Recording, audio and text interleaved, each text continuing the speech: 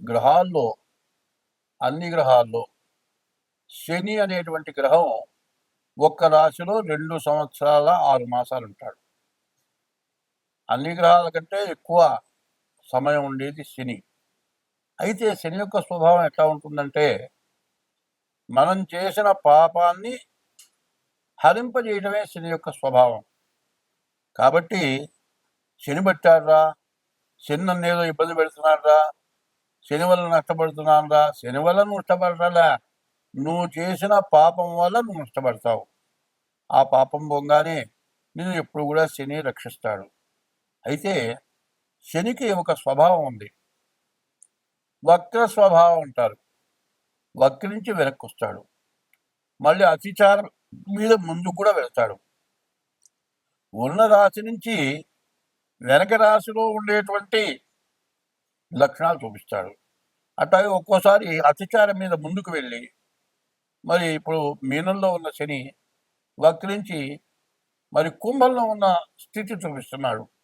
ఇంకొకసారి ఎలా చేస్తాడు, శని మీనంలో ఉన్న శని మరియు అతిచారం మీద ముందుకు కూడా వెళ్ళటం జరుగుతూ ఉంటుంది. ఇప్పుడు జరగలేదు, శని వక్రించి వెనక్కి.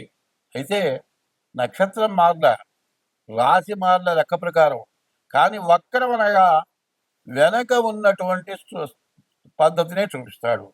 ఇప్పుడు అందరికీ కూడా ఏమందంటే, మీనానికి శని వెళితే మకరం వాళ్ళకి ఈనాటి శని అయిపోయింది అనుకుంటున్నారు. కానీ మళ్ళీ ఇప్పుడు శని జూలై 13 నుంచి నవంబర్ 27 వరకు, అంటే 138 రోజులు శని వక్రించాడు.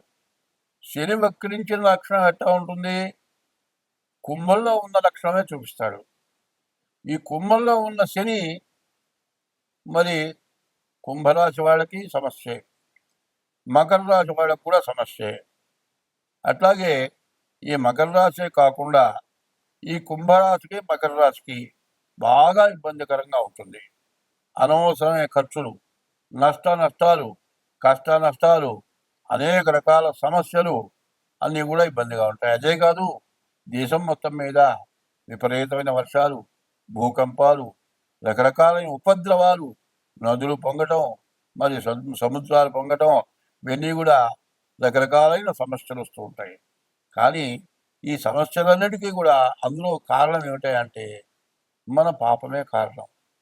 పూర్వం పాపం అనే దాన్ని పరిహారం చేయడానికి ఇప్పుడే చెప్పాడు, అన్నదానము కన్నా అధిక దానము లేదన్నారు.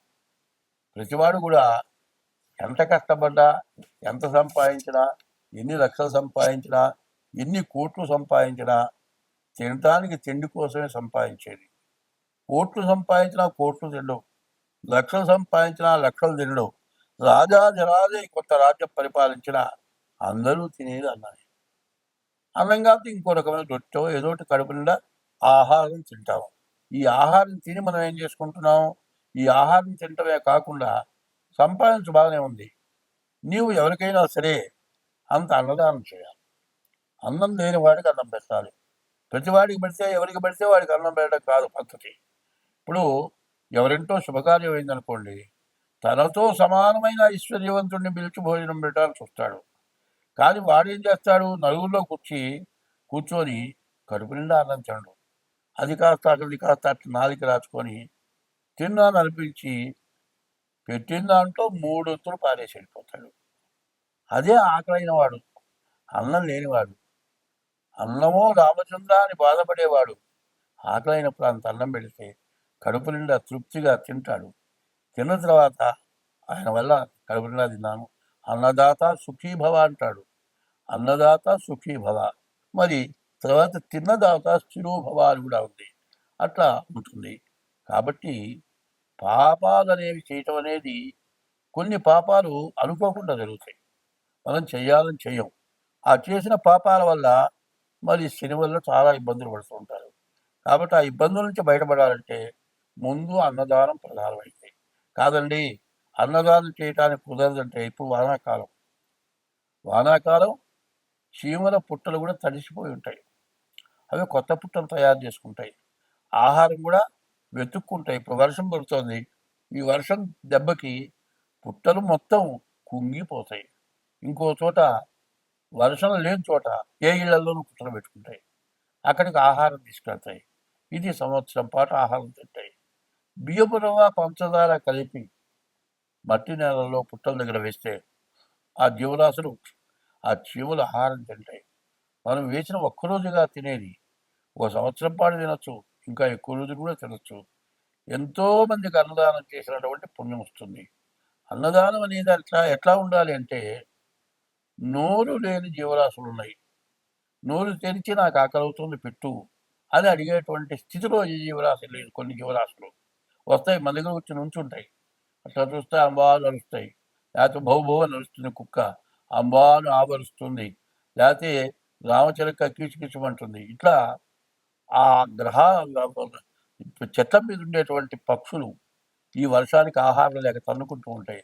అటువంటి వాటికి ఆహారం పెడితే మనకు సమస్త పాపాలు నశించిపోతాయి. అయితే పెట్టమన్నా కదా అని పెట్టడం కాదు, పెట్టిన తర్వాత మనం ఎటువంటి పాపం చేయకూడదు. తెలిసి తెలియక చేసిన పాపం వీటి వల్ల నశించిపోతుంది, కానీ మళ్ళీ పాపం చేయకుండా ఉండాలి. శని ఎటువంటి వాడు అంటే, తండ్రి కొడుకుని ఎట్లా శిక్షిస్తాడో తప్పు చేస్తే అట్లా శిక్షించేవాడే శని. అందువల్ల ఈ శని యొక్క ప్రభావం ఎట్లా ఉంటుంది అంటే, నీవు చేసిన తప్పుకి నీకు శిక్ష పడుతుంది. కాబట్టి ఈ మకర కుంభరాశులకి, మరి మీనరాశికి, ఈ 3 రాశులకు కూడా చెప్పాలి అంటే పూర్తిగా శని వల్ల చాలా నష్ట కష్టాలు రాబోతున్నాయి. కాబట్టి ఈ 138 రోజులు కూడా చేతనైనంత వరకు ఈశ్వరాభిషేకం, మారేగ్రహాలతో పూజ అట్లా చేసుకోండి. ఇంకా మీ జాతకం చూపించుకోండి. జాతకం ఇచ్చా మీకు ఏదైనా దోషాలు ఉంటే ఆ దోషాలు పోవటానికి ప్రయత్నం చేయండి. స్వస్తి. 2025 జూలై నెల 13 నుంచి నవంబర్ 27 వరకు 138 రోజులు శని వక్రించున్నాడు. ఈ కర్కాటక రాశికి ఇంతకుముందు అష్టమ శని, ప్రాణకంటకుడు. కానీ నవమానికి వచ్చాడు, శని బాగుంది, శని బాగున్నాడు, ఎదురు లేదు అని చాలా అనుకున్నాను ఇంతవరకు. అష్టమి నుంచి శని నవమానికి వచ్చినా కూడా వక్రించిన లక్షణంతో అష్టమంలో ఉన్నటువంటి ఫలితాలనే కర్కాటక రాశి చూపిస్తాడు. కాబట్టి ఈ కర్కాటక రాశి వారికి అనుకోని అనవసరమైన ఖర్చులు, అనవసరమైన సమస్యలు రావడానికి బాగా ఎక్కువగా కనబడుతుంది. కర్కాటక రాశి వాళ్ళు ఇంతకుముందు ఎంతో బాగా ఆనందంగా, సుఖంగా, సంతోషంగా ఉన్నారు. ఇప్పుడు మాత్రం అందరికీ రకరకాలైన సమస్యలు, చెప్పటానికి వీలుగా అనేటువంటి సమస్యలతోటి చాలామంది చాలా రకాలుగా ఇబ్బంది పడుతూ ఉన్నారు. ఈ ఇబ్బందుల నుంచి బయటపడాలి అంటే మరి ఈ కర్కాటక రాశిలో ఈ శని ఎట్లా ఉన్నాడు? జూలై నెల 13 నుంచి నవంబరు 28 వరకు ఈ శని 138 రోజులు వక్రించినటువంటి శని వల్ల ఈ కర్కాటక రాశికి కూడా చాలా కష్ట నష్టాలు ఎక్కువగా కనబడుతున్నాయి. కాబట్టి ఈ రాశి వాళ్ళు పూర్తిగా శనిని పూజించడం మంచిది. శనిని పూజించినా, ఈశ్వరుని పూజించినా, సూర్యుని పూజించినా మనకు ఎప్పుడూ సత్ఫలితం వస్తుంది. కాబట్టి ఈ శని అన్ని గ్రహాల్లోకి కూడా ఒక రాశిలో 2 సంవత్సరాల 6 మాసాలు ఉంటాడు. కానీ కొంత పాపం చేసిన వాళ్ళకి వక్రించి వెనక్కి ఎత్తి ఇబ్బంది పెడతాడు. కాబట్టి ఈ వక్ర శని వల్ల ఈ కర్కాటక రాశి కూడా చాలా ఇబ్బందులు, కష్ట నష్టాలు ఎక్కువగా కనబడుతున్నాయి. కాబట్టి వీళ్ళు కూడా శనిని పూజించాలి. అయితే ఏమండి, అందరికీ శని గురించి చెబుతున్నారు అంటే శని ఎటువంటి వాడో మొదలే చెప్తున్నా. సూర్యుడి దగ్గర నుంచి కేతువు వరకు ఏ గ్రహాన్ని సూర్యుడికి వచ్చేప్పటికల్లా నెల, చంద్రుడికి వచ్చేప్పటికి 2.5 రోజులు, మరి కుజుడికి వచ్చేప్పటికి 3 నెలలు, అట్లాగే బుధుడికి వచ్చేప్పటికి నెల 15 రోజులు, గురువుకి వచ్చేటప్పుడు సంవత్సరం, శుక్రుడికి వచ్చేప్పుడు నెల 15 రోజులు, శనికి 2 సంవత్సరాలు 6 మాసాలు. మరి ఎక్కువ రోజులు ఒక రాశిలో శని ఉంటాడు. శని వల్ల అందరికీ కూడా ఇబ్బందులు ఖచ్చితంగా ఉంటాయి. కాబట్టి ఎందుకంటే మనం ఒళ్ళు దగ్గర పెట్టుకొని ప్రవర్తించాలి. చేసేటప్పుడు, పాపం చేసేటప్పుడు ఇది చేస్తే ఏమవుతుంది, మనం నష్టపడతాం, అవతల నష్టపడతారు అనుకొని చేస్తారు. కానీ తర్వాత తను పడే నష్టం ఎవరికి అర్థం కాక ఇట్లా చేస్తూ ఉంటారు. కానీ ఈ కర్కాటక రాశికి కూడా నవమంలో కూర్చున్న శని అష్టమంలో కూడా ఉన్నట్టే. ప్రాణకంటకుడు శని అంటారు. ప్రాణం తీసినంత పని చేస్తాడు. ఈ అష్టమంలో ఉన్న శని ఏం చేస్తాడు? రాజదండన. ఎవరో చేసినటువంటి కేసు పక్కవాడు నిచ్చబడి మరి పోలీస్ స్టేషన్కి వెళ్ళి జైలుకు పోయిన వాళ్ళు ఉన్నారు. ఎవరో మర్డర్ చేస్తే వీళ్ళ నెత్తినబడి వీళ్ళు శిక్షను భవించిన వాళ్ళు ఉన్నారు. కాబట్టి ఇటువంటి సమస్యలు కానివి, మనం చెయ్యనివి మన నెత్తినబడే లక్షణాలు ఉంటాయి. కాబట్టి ఈ రాశి వాళ్ళు ఏం చేయాలి? 19,000 శనికి జపం చేయించుకోండి. నల్ల నువ్వులు దానం ఇవ్వండి. ఈశ్వరుడికి అభిషేకం చేయించుకోండి. ఈ కర్కాటక రాశికి సమస్య లేకుండా అన్ని విధాలా బాగుంటుంది. స్వస్తి.